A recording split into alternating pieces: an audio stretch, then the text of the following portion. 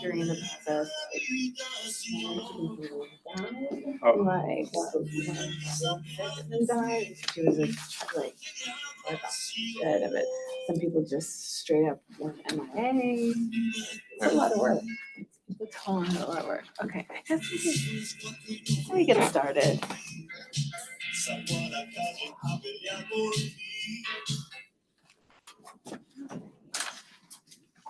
We're going to go ahead and get started. Good afternoon, everyone, and thank you for attending our first talk of this year's Latinx, Latin American, and Caribbean Studies Program Lecture Series, 30 Years of LLACS Scholarship. My name is Dr. Isabel Martinez, and I'm the Director of the LLACS program here at Northeastern University. For over 30 years, the Latinx, Latin American, Caribbean Studies program has served students who are interested in the study of history, economics, politics, and cultures of Latin America, the Caribbean, and Latinxes in the United States, as well as the relationship between the social, economic, cultural, and political processes of Latin America and the Caribbean, and the development of communities of persons of Latin American origin or descent across these areas in the U.S. Students can currently obtain a minor in LLACS by completing courses ranging in topics from Latin American film to Afro-Latin American studies to U.S. Latinx youthhoods to Afro-Asian relations in the Americas to the global Caribbean to social justice and Latin American Latinx film and more. You should have received flyers and a postcard is on your seat with information about the program. Please follow us on social media. And also make sure to come to our open house on Tuesday, October 8th from 3:30 to 4:30 in the Latinx Student Cultural Center to learn more about the minor and our wonderful, innovative faculty and their projects. LLACS also possesses a very rich research tradition. Conversations I've had with former students and faculty who were involved in the founding and development of LLACS, including my colleagues in sociology and anthropology, Danny Faber, colleagues in CSGS, Alan West-Duran, Amilcar Barreto, Daniel, distinguished professor and anthropologist at University of Oregon, Lynn Stephen, current CUNY Chancellor Felo Matos Rodriguez, University of Massachusetts Boston, Mauricio Gaston Institute Director Lona Rivera, who also obtained her PhD in sociology from Northeastern, and others, place the origin of LLACS in the middle and even early 1990s, with faculty and students organizing to bring attention to the issues impacting Puerto Ricans in Boston, but also conducting research on the peoples in the Americas. We are highlighting this tradition this year, first with Dr. Noemi Voionmaa's talk, but also several other talks over the course of the year. On October 18th, in what will be a very timely talk, we will be hosting Christopher Lyons from the University of New Mexico and Maria Velez from the University of Maryland College Park, who will be discussing research being conducted with the Northeastern Youth School of Criminology and Criminal Justice Professor Ramiro Martinez about the relationship between redlining, neighborhood violence and revitalization, and immigration.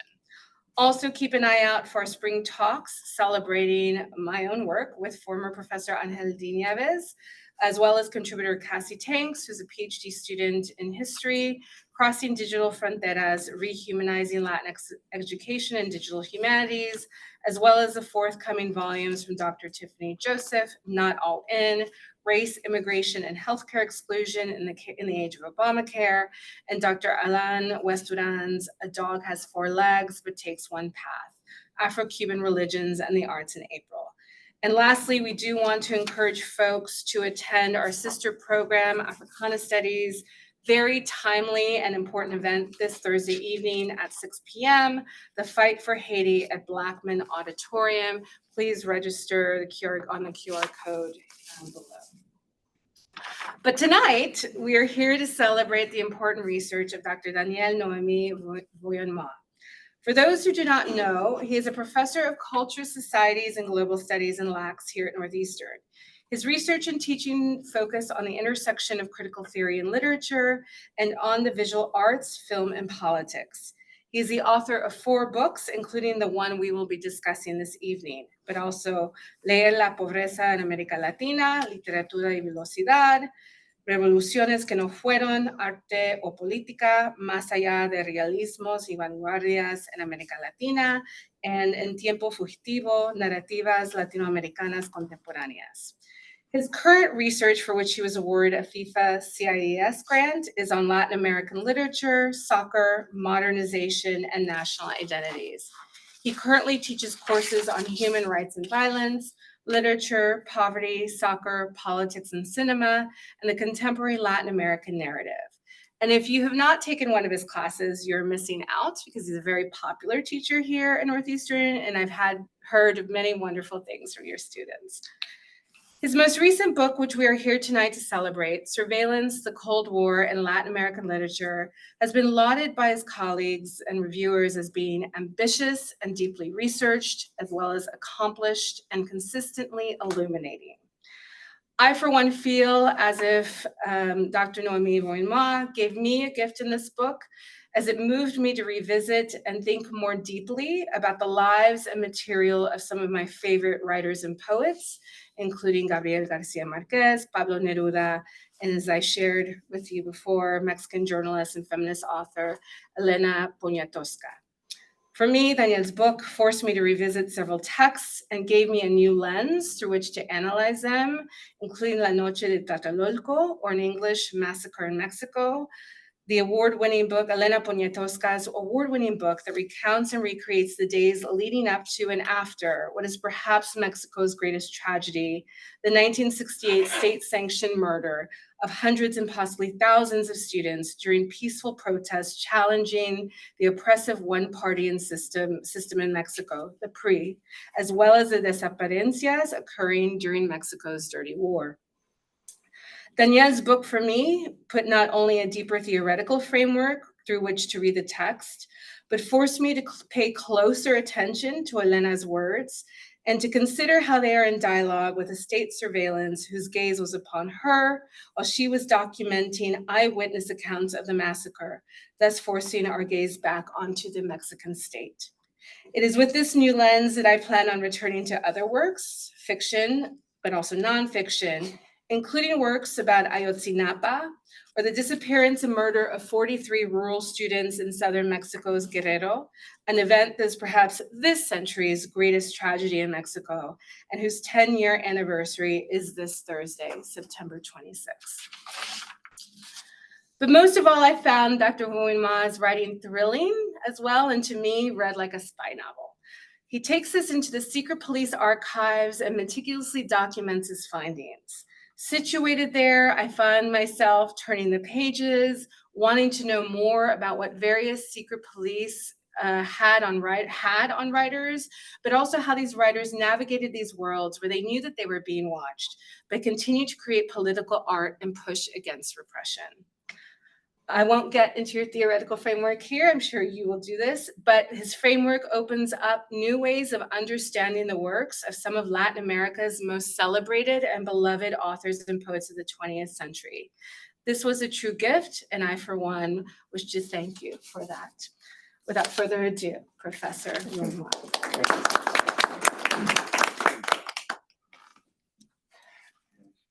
Thank you. Thanks everyone for coming. I know it's a very busy time of the year and a time of crisis. You know, the summer has not yet ended in our minds and the winter is already there almost. Special thanks to Dr. Isabel Martinez for organizing this, for the too kind presentation, and for her amazing work as director of LLACS. Muchas gracias. As you can imagine, I mean, I'm gonna talk about this book. This book? That book.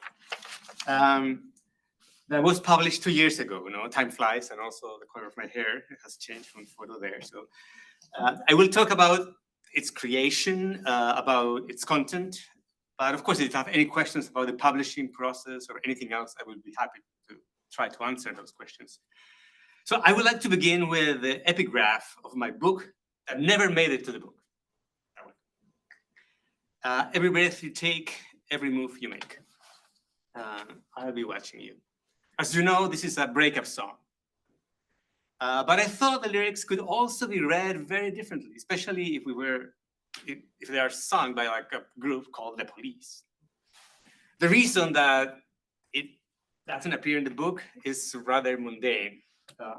I never got the rights from Sony Music, and Sting never returned my emails. So when did it all start? Perhaps all began a cold night in Ann Arbor, Michigan in '06, when in the basement of my house, I watched the film The Life of Others, Leben der Anderen. Of course, I didn't know at the time that anything had started. No? Somehow the film stuck in my mind. There was something strangely close, familiar in the story of the Stasi agent spying on a writer. So when 7 years later, in 2013, because it took me over 10 years to research and to write this book, when in 2013, Ele told me that there were in Lecumberri, a former prison panopticon in Mexico City, currently the Archivo General de la Nación, the General Archive of the Nation, where there were in Lecumberri records of writers and artists in the National Public General Archive that had been prepared by the security police, the Federal Security Directorate, the FS. I was very curious, my first reaction, and almost gossipy. So what is there? And perhaps everything could have stayed there, but as probably you know, Mexico City is magical, and the food is amazing, and so are friends. And in conversations with Ele and other good friends, with mezcalitos and chelas, and someone talked about spice. Another remembered the film, and I started to think that perhaps all these coincidences were not just coincidences. So I said to myself, well, let's take a look at those files. No? So I requested about 50 files of the secret police about writers and artists, approx 12,000 pages. And I began, like everyone begins, by reading those thousands of pages. And I got trapped, fascinated. No? It was true that in my previous work, I had the end of between the Second World War and the 90s remained like untouched. You know, like all the period of the Cold War, I didn't work on my first two books, so it was kind of a depth, you know, that I had there. But also the Cold War and the horror of the dictatorial years had been the object of so much research, many good essays and other studies that adding one more to that pile, I thought, seemed not only unnecessary and superfluous, but left me unable to think with the slightest nuance of originality, you know, to find a perspective that could make it interesting. The archive, the files, those files gave me that entry. They gave me the perspective. In fact, an important part of the book talks about the archive, you know, its idea, the ways we can use it, what we learn from it. There's a lot of words like truth, justice, reality. They appear many times in the book. Also the question about where does the archive end, you know, which is a question that Derrida phrased at that time in the 90s. But before getting there, I had to face a problem that I believe we all have to deal with when starting a project. Limiting my field of study, you know, with dozens of files from the Mexican archive, thousands of pages, and with intention of more extensively working the subject matter through the whole of Latin America, specifics to be determined.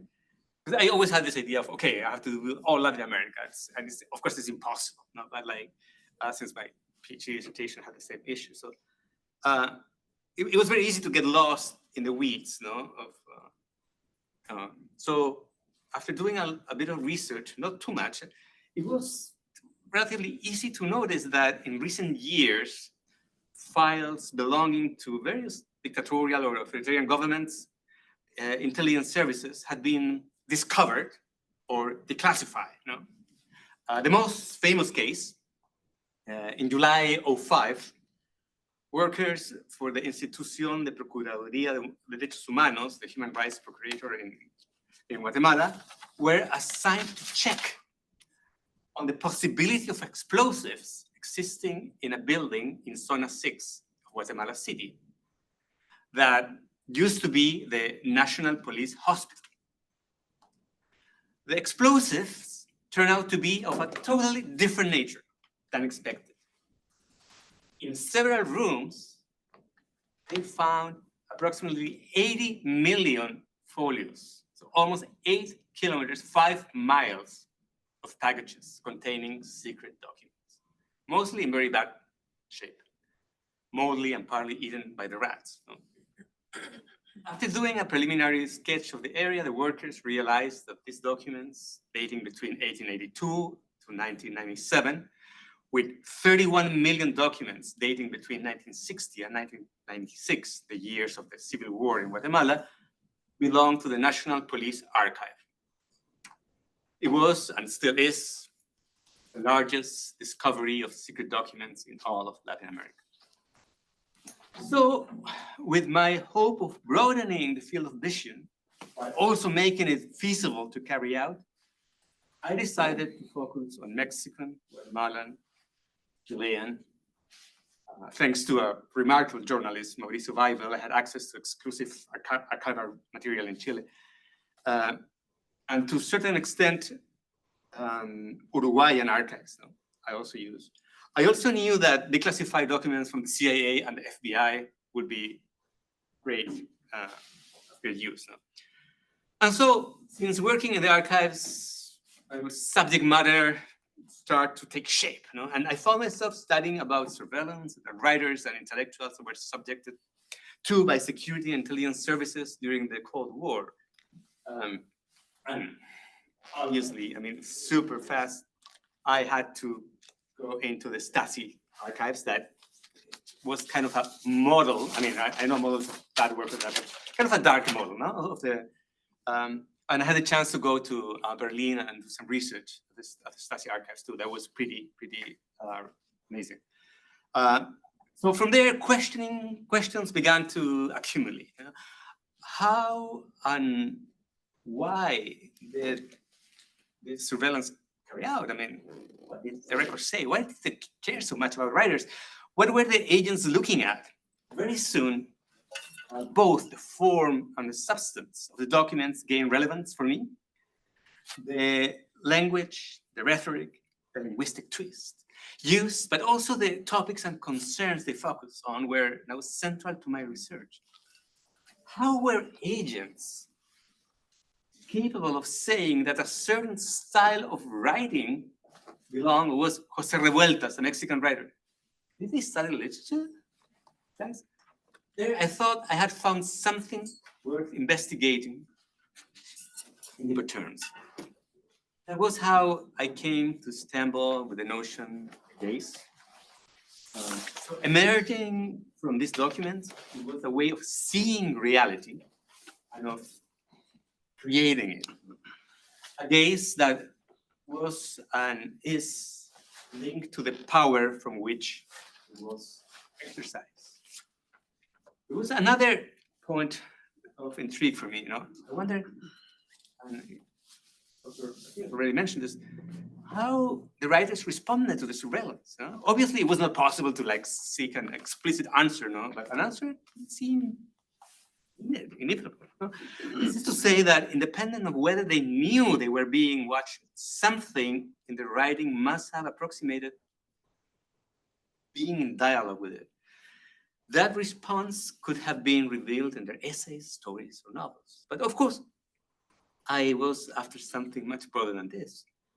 This is how the idea arose that when thinking together the writing on spies and agents and those who were the object of that kind of narrative, what formed was kind of a dialogue, a conversación that gave an account of the complexity of the gaze displayed during the Cold War years. I'm going to talk a little bit more about this later. Of course, also a minimal historical revision would be necessary for gaining a better understanding of this gaze. Because of this, I review certain well-known facts. There are 2 books there that are pretty good about the topic. The rise of anti-communism and the cultural Cold War, among others. I did this using, in part, I tried to use also material that hasn't been studied before, especially from the CIA. I mean, the CIA is wonderful. I mean, like, they have so much material. I mean, like, there's so, and then you read and you realize the horror. But the Cold War, its ideologies, what was debated, the ways in which it articulated and presented reality did not emerge from out of nowhere. It was also not enough to go back to specific events, usually used to explain its onset, the Russian Revolution, for example. Rather, what interested me was thinking about the gaze and how this notion had been constructed. This is how I came to trace a political and aesthetic genealogy that reflected upon the gaze of modernity, beginning with the Italian Renaissance, particularly with the reinvention of the artificial perspective in Florence that Brunelleschi carried out, standing in front of the baptistery. I dare say, I mean, the gaze developed during the Cold War and the surveillance exercised by the Latin American dictatorships is based in a way of constructing reality, imagining reality, and as such, it can be traced back roughly to that moment. In the more than 500 years that span the one event to the other, there were, of course, many other instances that could highlight this trajectory. Particularly if we take the idea of perspective as a thread, no? And what was thought and created by it. We thought of it. We have Masacci's paintings, we have Galileo's thinking of perspective in the 17th century, and that led to the invention of his telescopes. And two remarkable things that happened the year 1787. One, a sunny morning in Edinburgh, Robert Barker, a Scottish artist, was walking atop Carton Hill, enjoying the beautiful view. An idea came to his mind. How could I show everything I can see from here? So Barker, and here I'm quoting someone, conceived the idea of fixing a square frame on the spot and then rotating it so that he could sketch segments of the entire 360 view in an unbroken sequence. He called his idea Trompe l'oeil, but that wasn't very marketable. No, it wasn't very cool, the name. So the point was to attract so many people as possible to see these paintings and, of course, to cash for it. So it was a commercial spectacle. So a friend of his, a classical friend, is called by some academics, made up a word that a few years later would be used everywhere and would acquire a much broader meaning. He called it panorama. The artistic commercial panoramas achieved immense success and became even a way to tell the news and to learn history.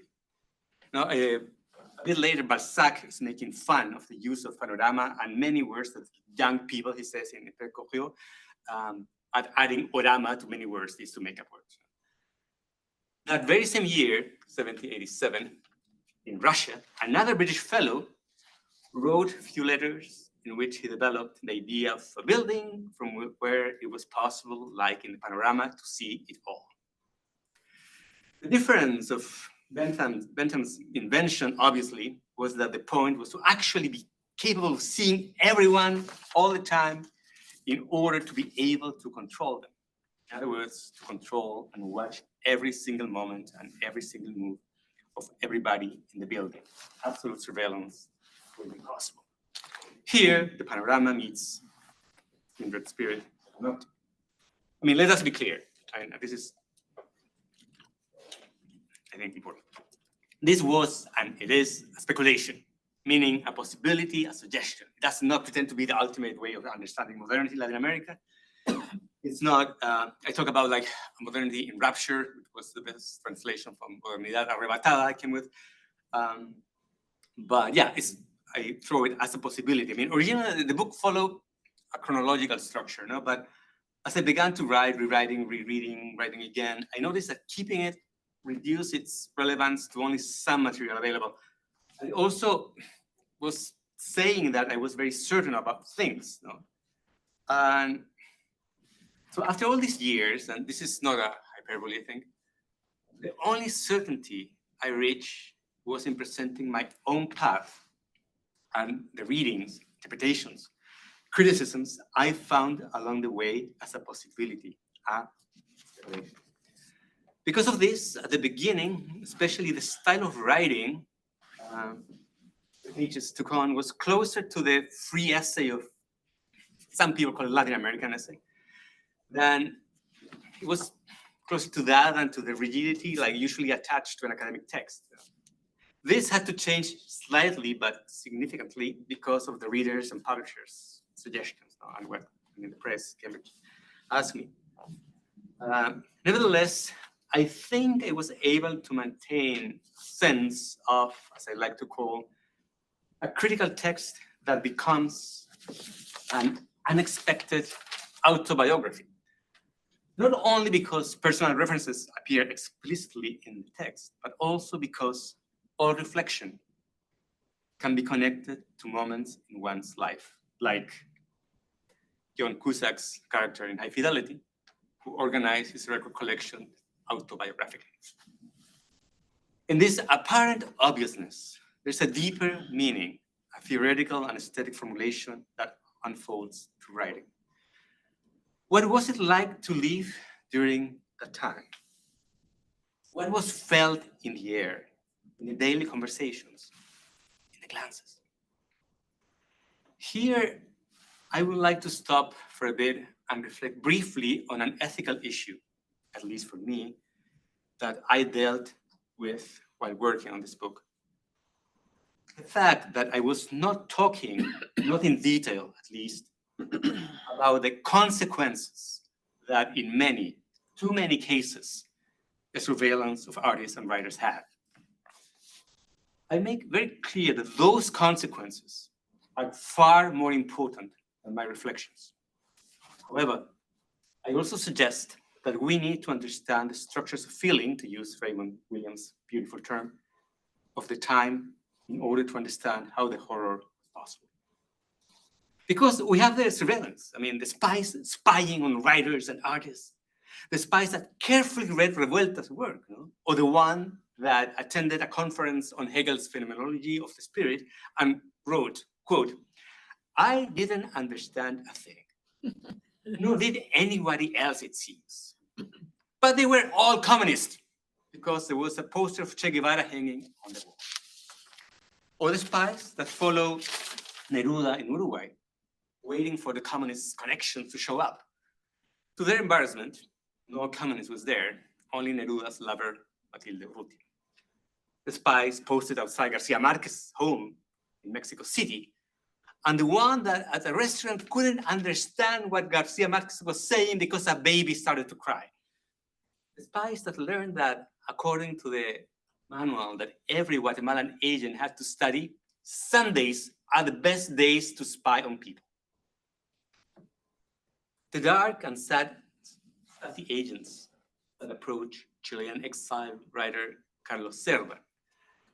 In his fascinating file, we read, Leipzig, November 277, reported at 10 o'clock that the Chilean political immigrant Cerda Bustamante Carlos Andrés committed a crime by mistake in Consument, a supermarket. The theft of goods totalizing close to 70 mark. Comrade Rosa is in charge of the matter. The person in charge of security at the KMU, Karl Marx University, did not take down the necessary measurements. The file includes details of the stolen items. Socks worth $26.20, 2 shirts at $17.30 each, $34.60, a water heater, $85. Total $71.65, $72.25 has been crossed out. Special indications. Goods were taken from the convenience store without paying, hidden inside a paper bag he himself brought. He left the store. Cerda must appear the following day at 11 a.m. in room 402 to testify. Through the words of his colleague Rosa, Cerda explains why he acted in such a manner. He had never done anything like this, I swear. He receives such little money that everything goes towards lease. When he was at the store, the queue was moving so slowly and he had to go to teach his classes, Latin American literature. he didn't want to put the goods away. He's told that the case could be dropped and that only he, Rosa, and the signer, Major Voigt, will know, and even they lack authorization to speak more on the case. Cerda assures them that this kind of thing won't happen again. Promise you, won't, never again. Voigt notes that Cerda is more concerned with what other Chileans may think than about what the government's punishment will be. He is then made aware that all the damage and all the prejudice can be avoided, that it is only through these actions that they made. In his own report, the major concludes that despite some idiomatic difficulties, Bustamante was very open and sociable. He was dressed relatively simply. In the conversation, from the way he behaved, it can be inferred that he will not talk about the conversation with friends and colleagues. A second conversation will allow for a more complete evaluation. The Stasi has taken the first step in ensuring Carlos Cerda becomes an official contributor, an IM, Inoffizielles Mitarbeiter. Did Carlos Cerda become an informant? Oh, I have to read the book. It's complicated. So, the spies spying. But what did the writers and artists do, think or feel when this was going on? Of course, as I already mentioned, I wasn't going to know for sure. In most cases, I wasn't able to know if they knew. But what I was able to do was to read what they were writing at the time. So the other side of this project emerged. I started reading the writers' work alongside their police files. How they, the writers, were to some extent, knowingly or not, answering, replying, assisting to the power of the gaze of the state, to the surveillance. More than an academic exercise, it became a way of reading, a way of understanding. To read, for example, García Márquez's Otoño del Patriarca as a reflection on control, surveillance, absolute power, and how poetry can undermine it and show us that even eternity has an end. To read Los Errores or Hegel and I by José Revueltas, written while he was imprisoned for his participation in the '68 events. Hegel here is a very different one, a man that lost his legs after a failed bank robbery. To read Neruda's Versos del Capitán, and also to realize that I was not the only one reading, the work. In the midst of all this horror, what I call in Spanish a crítica milica emerged, like a military school of criticism. For example, this poem by Rubén Aragón about the Chilean flag, which had won a prize, an official prize actually, was read by a colonel. And you can read the poem in the name of the people, of the wine and the guitar. God save the flag, true Mary, bless are you with glories and weeds. The people is with thee, so on and so forth. Certainly, it doesn't look to me like a revolutionary. However, our colonel read it so carefully that he decided to ban it. Why? Because the word people, pueblo in Spanish, could be misinterpreted. Imagine what would that colonel have read or do or think with this poem. Wonderful poem by the wonderful Guatemalan poet and guerrillero, Otto René Castillo. One day, the political intellectuals of our land will be interrogated by the poorest of people. They will be asked what they did when the community was extinguished, like a sweet fire, small and alone. No one will ask them about their fashion sense or their long lunches at the faculty club. No one will want to know about the absurd attempts to discover the meaning of it all. No one will care about or even understand their economic outlook for the current recession. They will not be questioned on Greek mythology, nor the New Age remedy for feelings of alienation. There we ask nothing about their postmodernist justifications for apathy, self-serving lies. On that day, the simple folk come. Those who had no place in the papers, books and poems of the political intellectuals, but who produced their food and clothes, built their homes and cars, in their offices, raised their children, and cooked their meals, and they will ask, ¿qué hicisteis cuando los pobres sufrían, se quemaba en ellos gravemente la ternura y la vida? Intelectuales apolíticos de mi dulce país, no podréis responder nada. Os devorará un buitre de silencio las entrañas, os roerá el alma, vuestra propia miseria, y callaréis avergonzados de vosotros.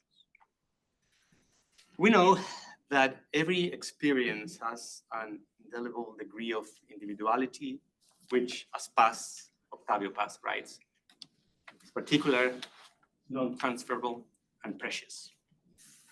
Despite this, I think that my book can work as a kind of irreverent and broken mirror that helps bring the memory of those years to the present. It is a nostalgic gesture, no doubt, but a nostalgia that believes in the possibility of a better future. To end, if anything ends, I would like to read a short passage from the book's last chapter, a passage that shows an indelible degree of individuality and also, I would like to believe in the tradition of the Latin American essay. I quote, I remember one afternoon in the mid-1980s, when coming home from school, I found the entire block had been cordoned off by the military. There were ambulances and patrol cars, color lights flashing. I live right over there, I tell them, please, pointing towards my house, the second from the corner. I was 10 years old, young enough for them to let me through. My mother is home, as is my grandfather, who came from Europe to visit. My grandfather, a Finn, who had fought in World War II, and for whom death was no stranger, was in shock. He hugged me and told me everything would be all right. My mother was on the verge of crying out, or maybe she had already cried out. And she desperately tried to get in touch with my dad. An hour or so later, my father arrived. The first thing he said was that we were not to leave the house, or maybe the first thing he did was to give us a hug. I don't remember. I do remember that I had math homework to do and kept hearing the name of our street repeated on the radio. I also remember that the next day I went to school and told everyone what happened. No one seemed to give it much thought. I know now that actually this nonchalance was one of the most common reactions to fear in those days. Life continued, or so we believe. That was life. Something that depended on a strange force, something that could disappear at a moment's notice. We learned much later that life did not have to be this way. And for that, we are eternally led to the subsequent generations. Two other moments. I don't remember the first one, but I heard it so many times that it has become a lot in my mind. It is September 23rd, 1973. Not 2 weeks have passed since the coup. The first planes are leaving Pudahuel, Santiago's airport. I'm in one of them, in the arms of my mom, headed to Finland. You are to leave that country right away, my Isoaiti states in a very expensive telephone call she placed to her daughter, trying to convince her to get out. The only death lay ahead in that banana republic. My grandmother's demand was followed by pleading, and finally my mother agreed to go. My father stayed in Chile until December, and he got rid of a few books then. It would be many years later that he told me that. His father, my taita, was a senator at the time for the Christian Democrats, a party that had initially supported the coup. Before long, he realized his mistake. He never wanted to talk about that time in our lives. Just like Vari, my Finnish grandfather, never wanted to talk about the war. A few times I asked him about it towards the end of the 80s. He would look away or give me an answer belonging to some other question. In that silence, a whole past that could never be was lost. I sometimes read the letters my father and him wrote to one another during the years we lived in Germany. The country's silence persists even today. Golpes en la vida tan fuertes, yo no sé, coups and blows happen in life. Writes Vallejo. The other moment, the last one, is one of my memories. It is towards the end of the dictatorship. And there is a demonstration to vote no in the plebiscite of '88 against Pinochet, against the dictatorship. I am with a group of school friends. We laugh, we smoke. We smoke a lot. We chant the slogans, trying to invent our own wittier version of the classic concha su madre, screw your mother. It's a privilege, phraseology in our creativity. Date una vuelta en el aire, Pinocho, concha tu madre. Some of us were silent when the chants came from the extreme left groups, while others raised our voices even more. And just as often, the police would arrive and with their weather throwing cars, guanacos, armored vehicles used by riot police, and tear gas bombs. We would start running, trying to enter one building or another. Businesses anticipating this, they closed. We split up. I climbed into the back of a truck. There were others already there. I ended up sitting next to a girl. And because of the tear gas, we covered ourselves with the handkerchief she had been wearing. She shared her lemon and salt. That's what you use for tear gas. For a minute, maybe, I wish it was more than a minute, I don't know. The outside world seemed to vanish. Everything went silent, except for the sound of her breathing.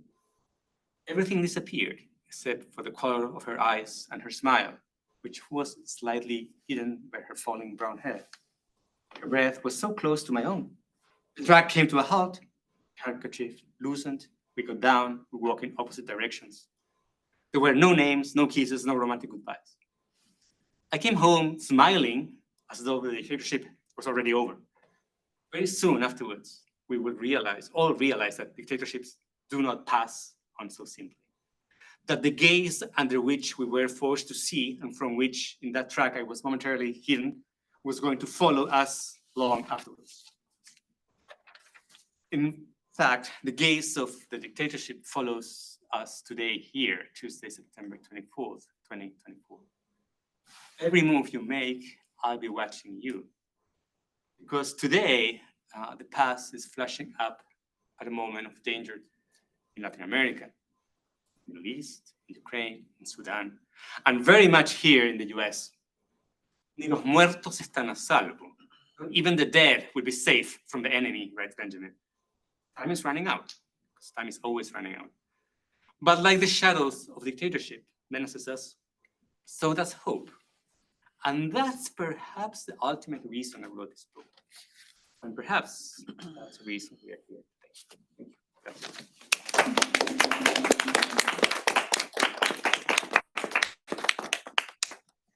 Okay, so we're going to take, and I invite you to sit with me.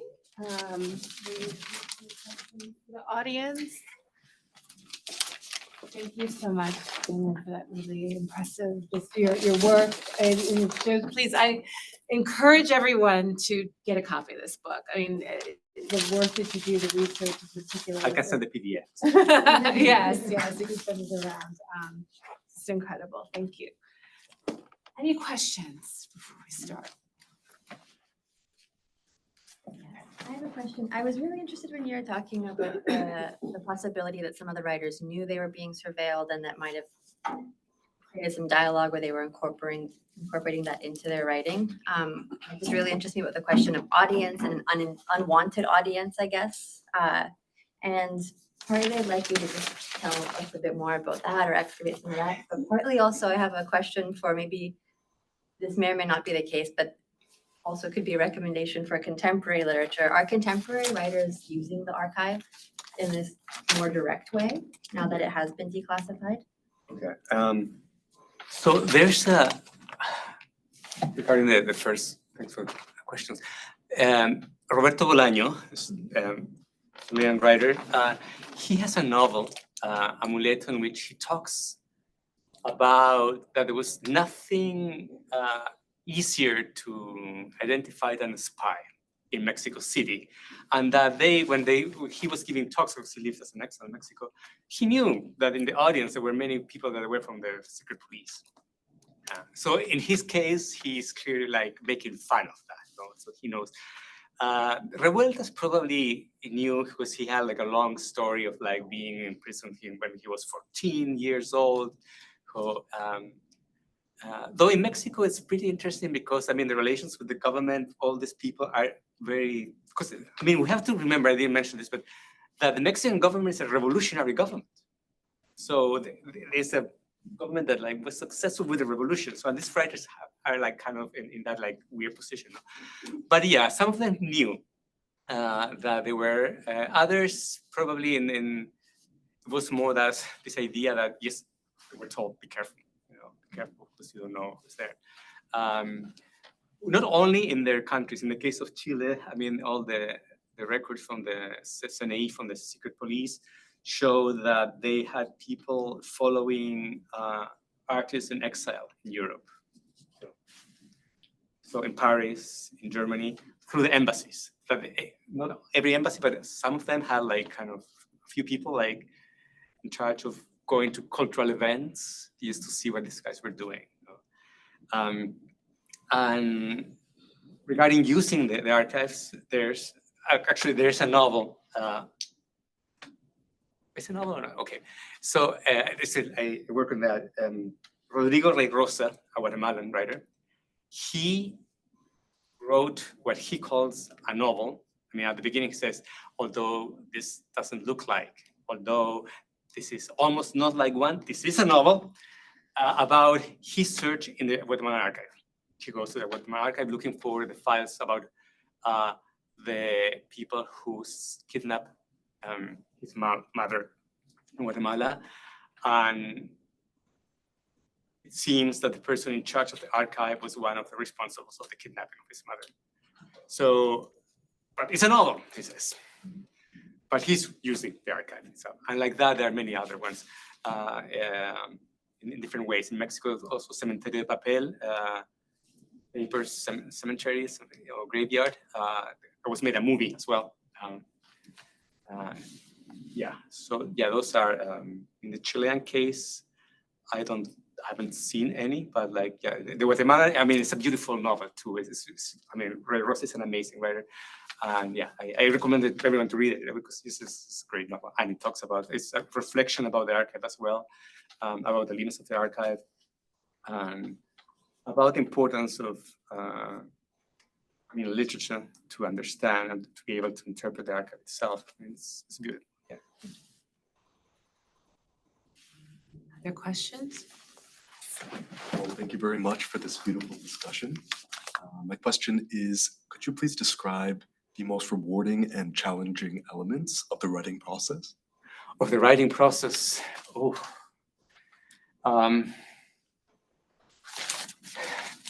perhaps the most rewarding is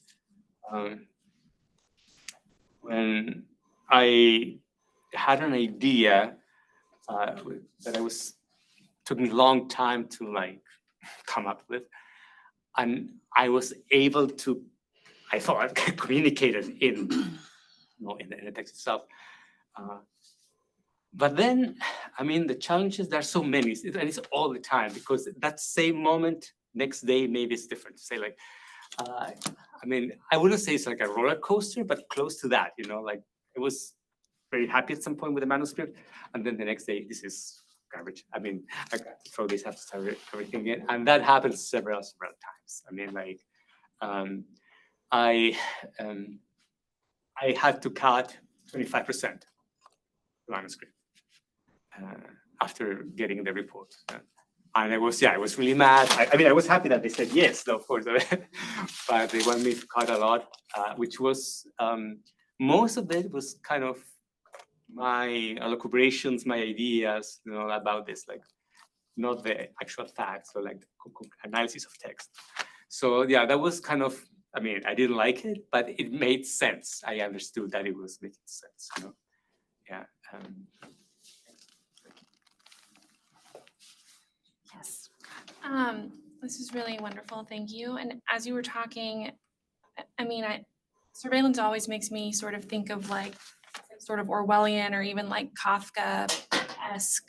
Did you kind of look into other authors, other like literature, not Latin American literature, and sort of look at the influence that maybe like absurdist authors had on? Kafka. Yeah, I mean, I look into Kafka a bit. I didn't kind of use them in the book, but yeah, I read. I mean, I started reading. I read a lot about surveillance and like about spies, going back like to. There's those books that talk about like spies in the Bible, and the apocryphal Bible too. I mean, yeah.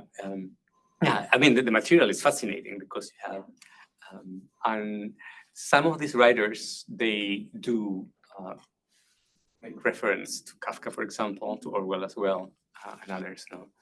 Especially Kafka. Kafka is like in Latin America, in all the boom generation, García Márquez had a huge impact. Yeah, why do you think that is? Like, what was it about Kafka's writing that you think, like, why did it have such a huge influence on Latin America? I mean, that's an excellent question. And I remember Garcia Marquez once said that, because I mean, if talking about the metamorphosis, you know, when Samsa, the famous beginning, that Garcia Marquez said, I mean, I don't know, probably half jokingly, this could happen in Latin America. Yeah. This is so Latin American, so it's nothing. Nobody, I mean, that It's so if I tell this bizarre. to my grandmother, she would say, oh, okay, fine. I mean, just, and I think more than that, I mean, that it was a way of presenting reality that like writers were not used to it. I mean, compared, because until then, until the 50s, with the complicated exception of Borges, you have this like very strong realist tradition in Latin America. And then you read Kafka and it's wow. And this guy is like, I mean, all the boom, but also other people, not only the boom people, see there like a possibility, you know, and I think they claim. And especially Garcia Marquez talks very highly about it. Yeah. Other questions? I had I think two different questions, related ones. First would be whether you said like surveillance is still affecting us today. So maybe you could develop more on that. What specificities had the surveillance during the Cold War and how it changed to what's the situation nowadays? Mhm.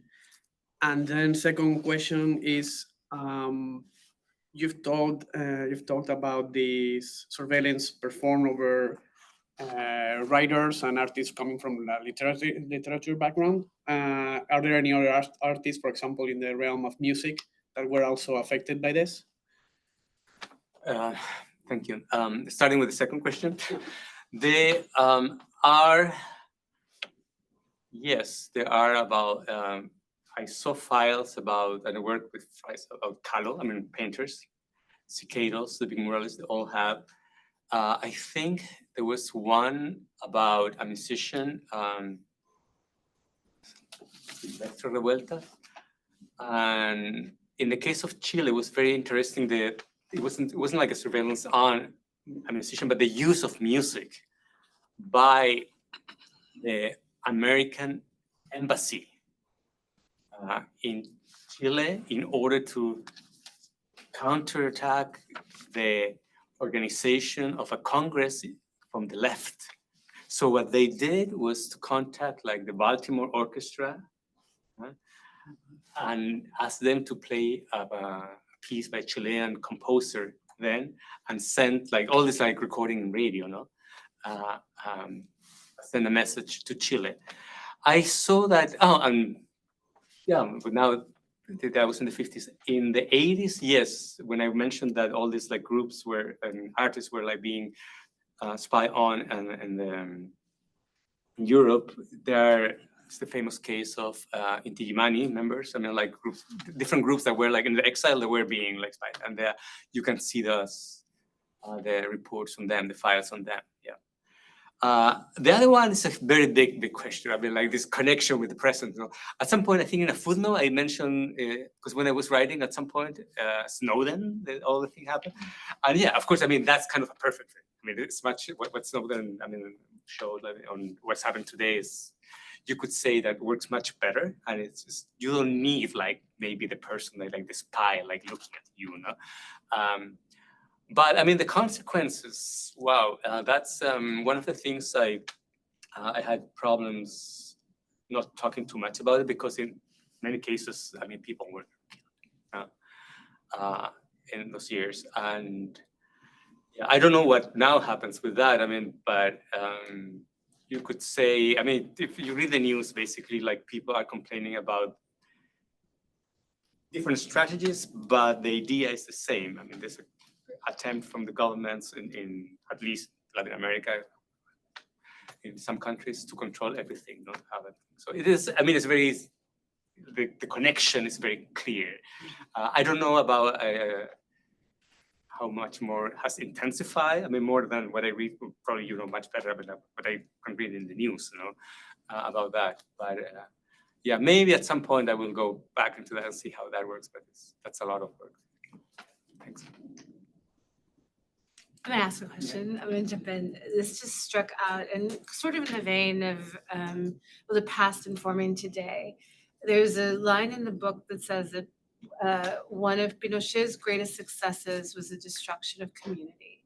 And it's when you talk about how civilians, everyday people, your neighbors, became informants and turned on each other.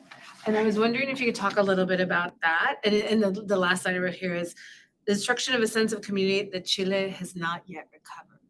Can you talk a little bit about that? Okay. Thanks. That's yeah. I mean, as you know, no. I mean, in Chile, there's this attempt. I mean, until like '73, you have society that, with all its problems, with all its like issues, seem to be to some point cohesive and have a sense.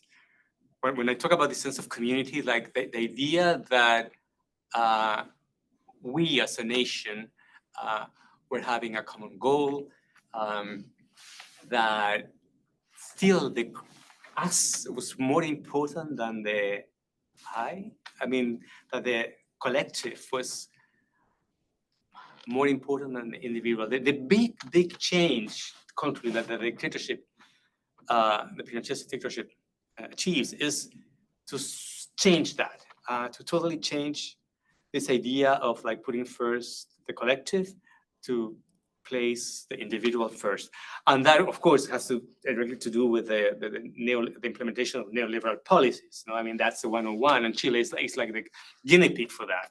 I mean, thanks to Reagan, to like Thatcher, I mean, like they tried. I mean, it was easy because you didn't need to pass the laws in the Congress. Pinochet just apply the laws and see what happens. Oh, this works, it doesn't work. I mean, 20,000 people are unemployed, well, it doesn't matter. I mean, they're like, they don't have to eat, and well, okay, let's move here. So that, I mean, that created like this idea of change. I mean, the one way of looking at it also is that the slogan of the dictatorship for the plebiscite in '88 is like, Chile is a país ganador, a winning country. You know, the idea of winning, but it's me, the one who's going to win.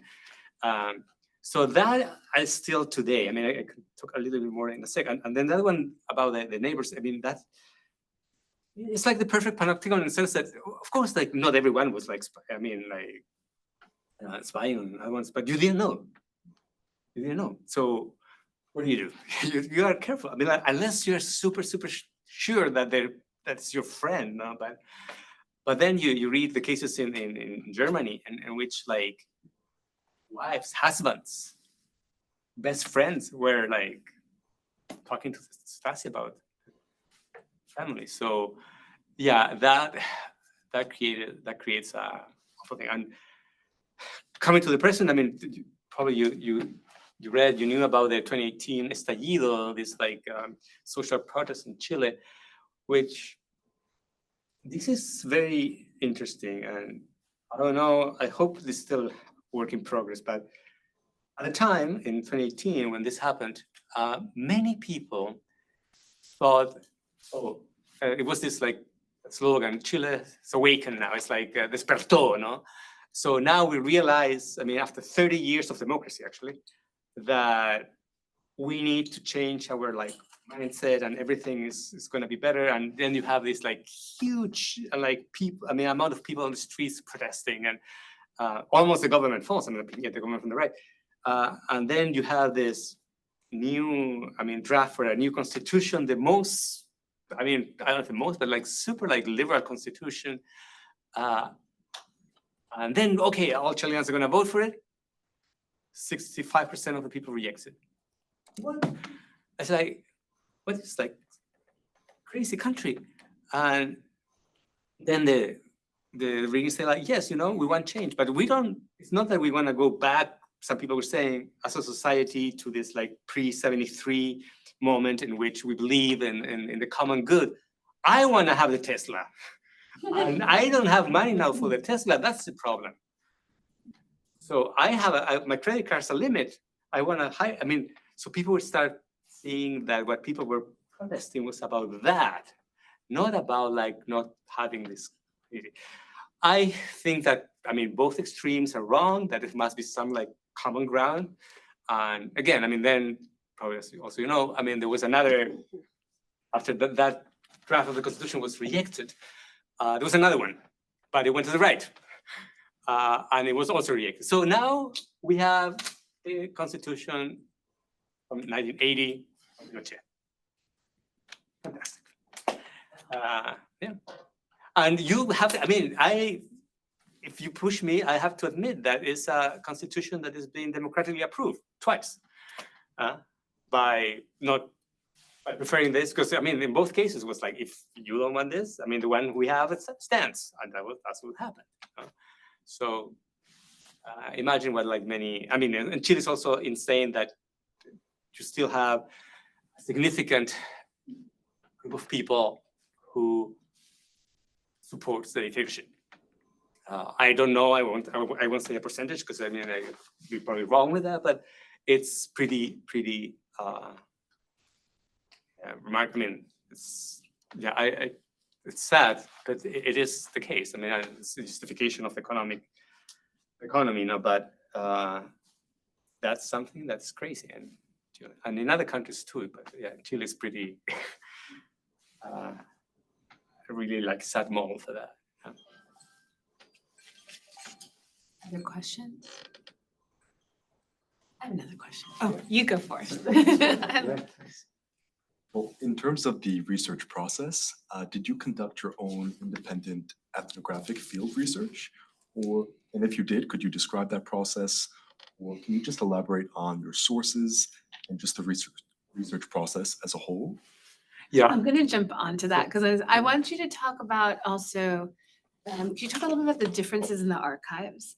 Because you speak a little bit about Chile being, a lot of it was destroyed. And I was wondering, what were the differences across the archives and why some destroyed, some not destroyed? So it kind of ties. So Can you also say what archives you guys were talking about? yeah. So the most, Mexico was the most organized archive. I mean, like I was very lucky at the time because Fox had opened the archives. I mean, after that, now I think now it's much more complicated.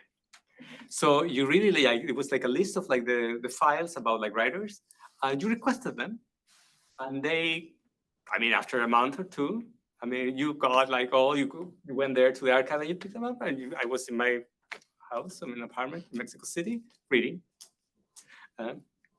So that was kind of pretty easy.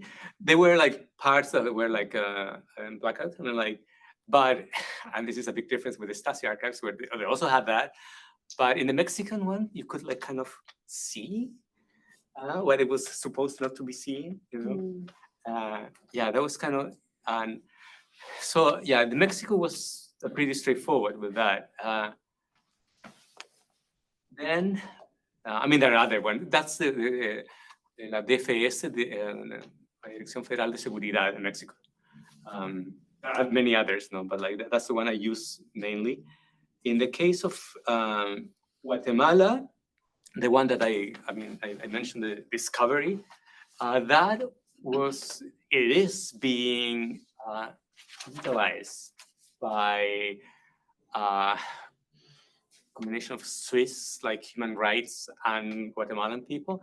So that's kind of available online via the Texas Austin University. However, it's extremely complicated to find anything. So it's kind of, I mean, sometimes in class, I give students, okay, let's look for something here. What do we find? I had some access to the actual archive, but I mean, there's no, this catalog is too much to say, you know? So that was kind of, probably I missed a lot of stuff that I should have like found. The case of Chile is perhaps it's very, I mean, we don't know if it's very little or not because everyone thinks that most of the files from the secret services were destroyed. What was not destroyed, it's a memo saying that all the files had to be destroyed. That memo is, I mean, it's there. You can see, we can see it. You know, so that's one. On the other hand, I mean, nevertheless, what's very useful was that the secret police had like a constant, and this is the important thing, basically, a communication with the different secretaries, ministries from the government. So if you go to their basically the libraries of those ministries, you have that part of the conversation there, no? So, and that's possible to get. I mean, in the Biblioteca Nacional, National Library, actually. So that was good. And lastly, I didn't work much because it was too much at the last minute. There was this case, there were judicial case. They were investigating in South Chile. There was this colony of like German refugees that after the Second War went to Chile, and they created this. At the beginning, it seemed like a community of people like living, making bread, but it was a fascist, terrible like hideout for Nazis, and very close to the dictatorship afterwards. No? So there was this like investigation, and they found lots of documents there, you know, that were not classified at the time. But luckily, they led me to look into those 13 boxes, you know. So go look, and I found some stuff, and I used some of this stuff there. But that's still, that's work to be done. That's the material there is like fascinating, and it's really like. Shocking, but the little I was able to see. So as you can see, it's not very organized the way I did it, because my fields come from literature, so like I don't have like this like ethnographer's knowledge of how to organize my research. It was just and really like the Mexican archives, I just found them like, because this friend told me, oh, historian said, oh, I found that many writers have files. Are you interested? So I don't know, maybe it's kind of cool. And they started, no? But yeah, it's pretty fascinating. Yeah. Yes. I'm curious to whether, like, in your research, you found a particular writer or a particular case in which those writers who were being surveilled were subsequently, like, criminally prosecuted for their writing. Also, are there any cases that you found where a writer, like, produced work under a pseudonym in order to avoid that surveillance? Yeah, thank you. Thanks, very good.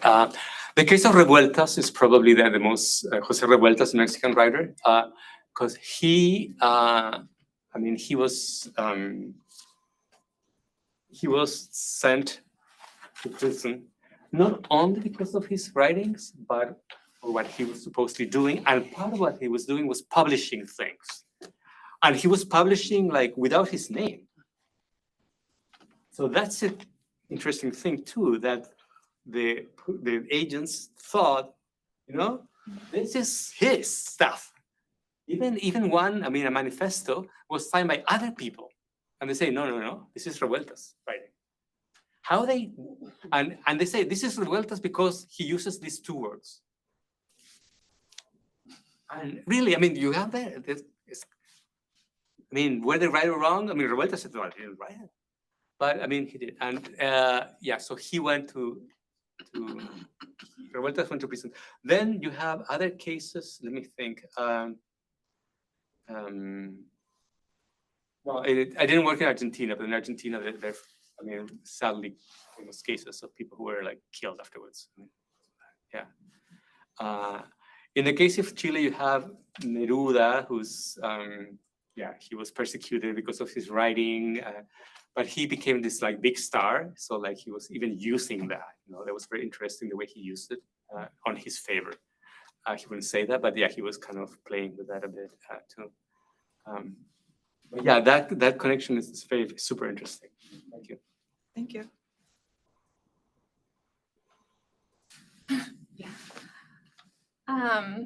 You mentioned Che, and I guess I'm wondering like how sort of class maybe played into this, and if writers and artists were being surveilled, was it also doctors and lawyers, like anyone with power and influence?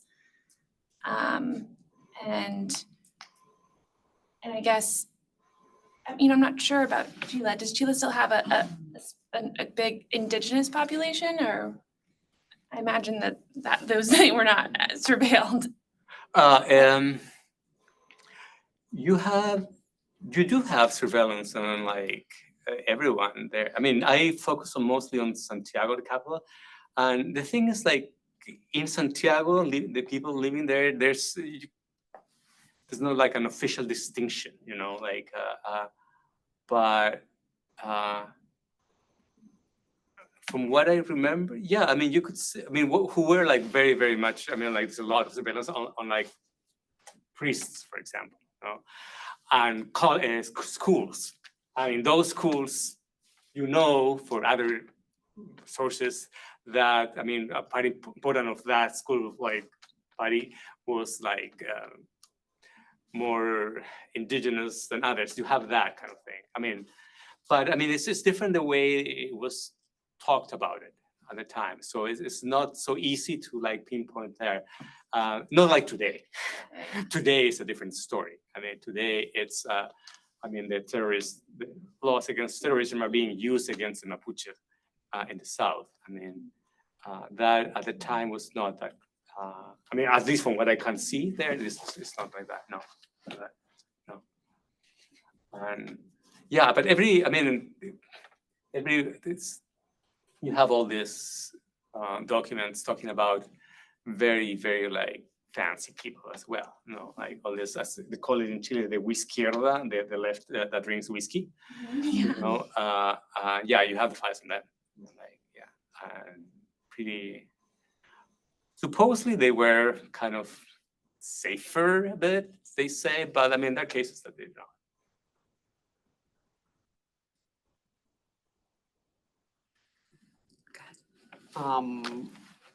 You mentioned when you commented on these reports saying this is this writer because he used these couple of words or whatever. Did these guys study philology or something similar? I was actually wondering whether you had a chance to look into that, if there was any role played by intellectuals or academics in all this censorship or surveillance. Yeah, no, that's an excellent point. I try to do that. You know, I try to look into to what extent there were, I mean, like writers helping, or on the other side, to put it that way. You know, there were, I mean, that was not in the experience in the files, but there were known cases of writers and artists that supported the dictatorship during the time. To what extent they help in those kind of things, that was, I didn't find any, I mean, I couldn't like say for sure that, oh, this guy was actually helping the secret police. But I mean, there were, artists. Usually, not didn't become very famous afterwards, whatever. But they were, important ones. That's why the case of Cerda, the Chilean in Berlin, is very interesting because in Leipzig, because they tried to enroll him to do precisely that, to spy on other Chilean community and other artists that are around. So at the end, the answer is like it's unclear what happens there, because it seems that he gives information, but information that you could read in the newspapers. So what does it make of you? It's not. But yeah, this I read a book about writers who were like spies for the government, like Quevedo, Francisco Quevedo, the Spanish writer. He spied on his colleagues. I didn't know. I didn't find like a document that says like this guy was.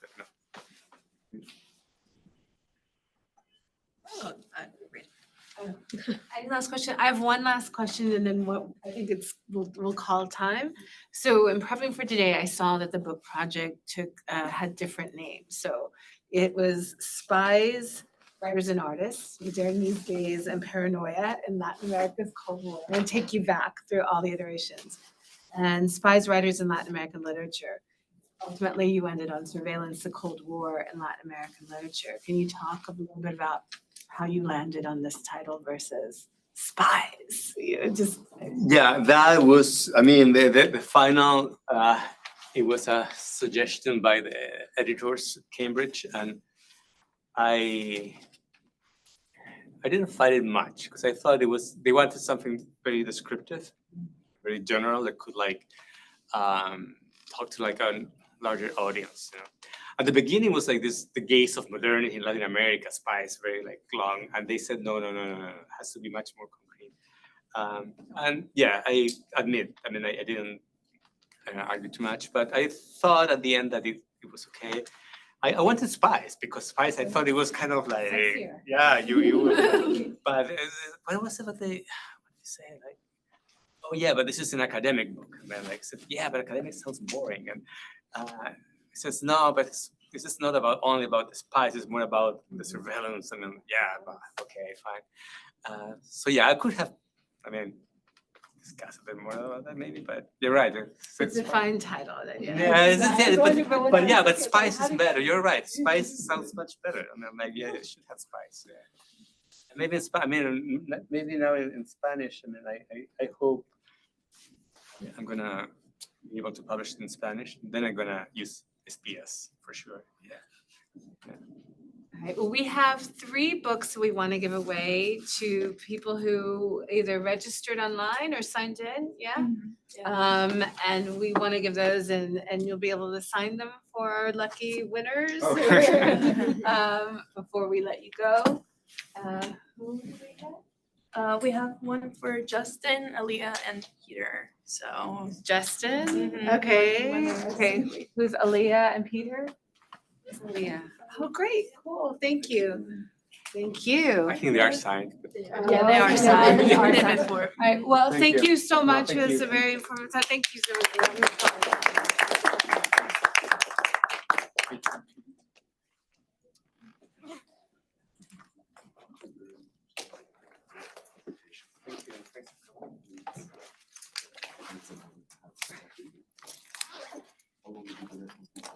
Oh, like 10 years. Oh, and take food, please. We have tons of food. Take home. feed your friends, feed your family.